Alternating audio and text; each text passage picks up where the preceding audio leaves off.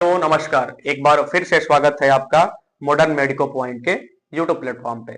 Liver cirrhosis की series चल रही थी और लिवर सिरोसिस की सीरीज खत्म हुई। आज के इस वीडियो में हम एक इन्फेक्शनल बीमारी की बात करते हैं और वो इन्फेक्शनल डिसऑर्डर है यूटीआई। पूरा पूरा इसको यूरिनरी ट्रैक्ट इन्फेक्शन के नाम से जाना जाता है। साधारण भाषा में लोग पेशाब की नली में संक्रमण, पेशाब की थैली में संक्रमण, पेशाब में संक्रमण तरह के नामों से जानते हैं। बात वही है, लेकिन साधारण भाषा का अपना एक दायरा है। मेडिकल टर्मिनोलॉजी में एक एक बातों को डिटेल में टेक्निकली जानना होता है। तो आइए इस वीडियो में हम चर्चा शुरू करते हैं। देखिए, सबसे पहले हमें ये जानना होगा कि इन्फेक्शन होता क्या है। हमारे शरीर के बाहर से कोई भी जीवाणु, कोई भी माइक्रो ऑर्गेनिज्म, जैसे कोई बैक्टीरिया, कोई वायरस, कोई फंगाई हमारी बॉडी में अगर एंटर करता है, प्रवेश करता है और बॉडी के किसी ऑर्गन पे, बॉडी के किसी पार्ट पे अटैक करके उसे हार्म पहुंचाता है, नुकसान पहुंचाता है, तो इसे ही हम इन्फेक्शन कहते हैं। अगर कोई बैक्टीरिया या कोई भी जीवाणु हमारे यूरिनरी ट्रैक पे अटैक करके उसको इन्फेक्ट करता है, तो इसे हम यूटीआई, यूरिनरी ट्रैक्ट इन्फेक्शन कहते हैं। अब हमें यह जानना चाहिए कि यूटीआई में कौन कौन सा ऑर्गन्स आता है ना। देखिए, पूरे यूटीआई में दो किडनी, किडनी से निकलती हुई दो पाइप, जिसे हिंदी में मूत्रवाहिनी, इंग्लिश में यूरेटर्स कहते हैं। वो दोनों यूरेटर्स आगे जाकर के एक मांस की थैली में, ब्लैडर में खुलती हैं, जिसे हम यूरिनरी ब्लैडर कहते हैं। ठीक है, हिंदी में उसे मूत्राशय कहते हैं। और उस ब्लैडर से एक पाइप निकली रहती है जो अल्टीमेटली यूरिन को बॉडी से बाहर निकालती है। उसे हम यूरेथ्रा कहते हैं, हिंदी में उसे मूत्रमार्ग कहते हैं। तो ये तो रहा यूरिनरी ट्रैक्ट के अलग अलग पार्ट। यूजुअली मेडिकल साइंस में इसे दो पार्ट में बांटा गया है।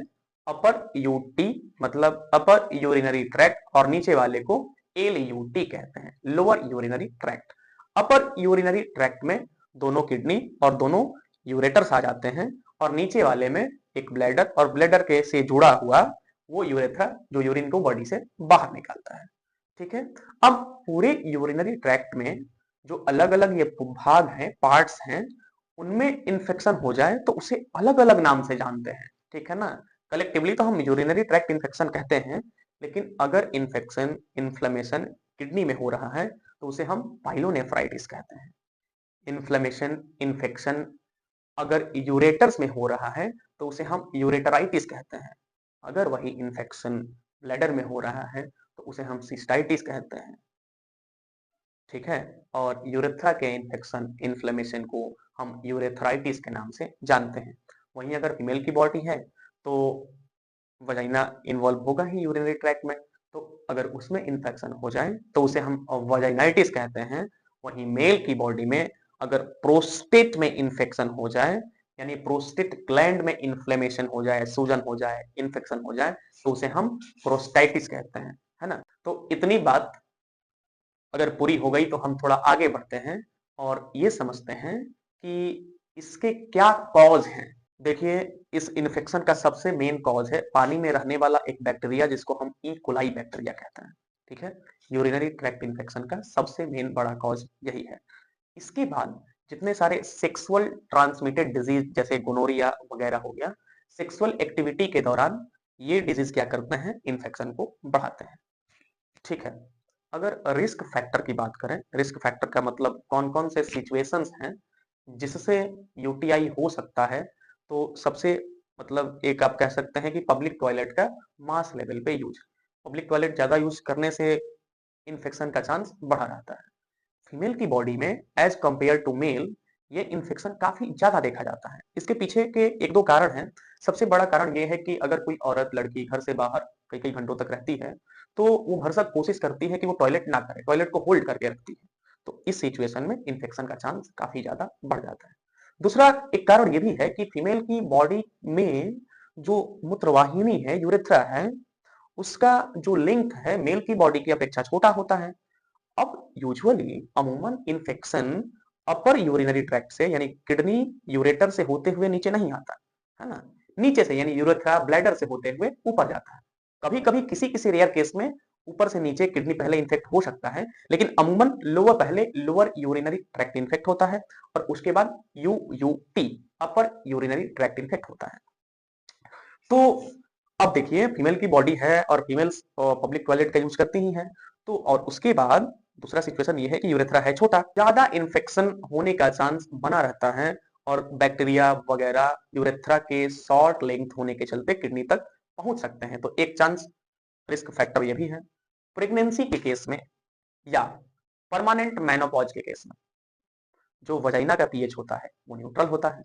अब देखिए अगर नॉर्मल फीमेल थी यानी उसको मेंस्ट्रुएशन हो रहा था, प्रेगनेंसी नहीं थी, तो उस समय जो वजाइना होता है वो एसिडिक होता है और ये एसिडिक मीडियम अगर कोई बैक्टीरिया वजाइना के थ्रू ब्लैडर में एंटर भी करना चाहे तो उसको ग्रोथ का मौका नहीं मिलेगा। वजाइना के अंदर ही एसिडिक मीडियम होने के चलते वो क्या हो जाएंगे, मर जाएंगे, उनका मतलब ग्रोथ नहीं हो पाएगा। लेकिन प्रेगनेंसी के केस में वजाइना न्यूट्रल है, परमानेंट मेनोपॉज के केस में वजाइना न्यूट्रल है, तो अगर बैक्टीरिया संपर्क में आया भी वजाइना के तो उसको ग्रोथ करने का पूरा पूरा मौका मिलेगा, वो मरेगा नहीं। तो इस सिचुएशन और यूरेथ्रा ऑलरेडी पहले से छोटा है तो फिर किडनी तक क्या होगा, इन्फेक्शन पहुंच सकता है। अब थोड़ा हम चर्चा करते हैं इसके साइंस एंड सिम्टम्स की। साइन एंड सिम्टम का मतलब यह है कि क्या क्या लक्षण दिखते हैं। साइंस एंड सिम्टम्स की बात करते हैं हम, तो यूरिनरी ट्रैक्ट इन्फेक्शन में साइंस एंड सिम्टम्स के रूप में यानी लक्षण के रूप में क्या क्या दिखते हैं। एक फ्लैंक पेन दिख सकता है, फ्लैंक पेन का मतलब ये जो एब्डोमेन है उसके दोनों साइड में दर्द दिख सकता है। डिसयूरिया दिख सकता है, डिसयूरिया का मतलब पेशाब करने में दर्द होना, पेशाब में जलन भी दिख सकता है जिसको हम बोलते हैं यूरिन विथ बर्निंग। नक्चूरिया, नक्चूरिया का मतलब यह है कि रात में पेशाब बार बार लगना, है ना। Urgency of urine, urgency of urine का मतलब बार बार पेशाब का लगना। उसके बाद फॉल स्मेली यूरिन, पेशाब में एक अजीब तरह का गंध होना। क्लाउडी कलर यूरिन भी दिख सकता है, क्लाउडी कलर यूरिन का मतलब पेशाब में काफी ज्यादा झाग आना। उसके बाद डब्ल्यूबीसी बढ़ा हुआ दिख सकता है यूरिनरी ट्रैक्ट इन्फेक्शन के केस में। अब हम ये जान लेते हैं कि आखिर हम डायग्नोसिस कैसे करते हैं, ये किसी भी मरीज को यूरिनरी ट्रैक्ट इन्फेक्शन है या नहीं है, ये कैसे डायग्नोस करेंगे। तो सबसे पहले तो डॉक्टर क्या करते हैं, उनकी हिस्ट्री लेते हैं। हिस्ट्री का मतलब यह है कि उनसे पूछते हैं कि क्या कहीं पेशाब में जलन तो नहीं हो रही, कहीं पेशाब में दर्द तो नहीं हो रहा रात में बार बार, मतलब जितने सारे साइन एंड सिम्टम्स हैं उनको जानने की कोशिश करते हैं और मैच कराते हैं कि क्या यूरिनरी ट्रैक्ट इन्फेक्शन में जो लक्षण दिखते हैं वो इस मरीज से मिल रहे हैं कि नहीं। अगर ऐसा है तो फिर फिजिकल एग्जामिनेशन करते हैं।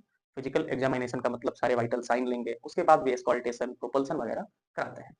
इसके बाद वो यूरिन एनालाइज करते हैं, यूरिन कल्चर टेस्ट करते हैं जिसको हम यूसीएस बोलते हैं।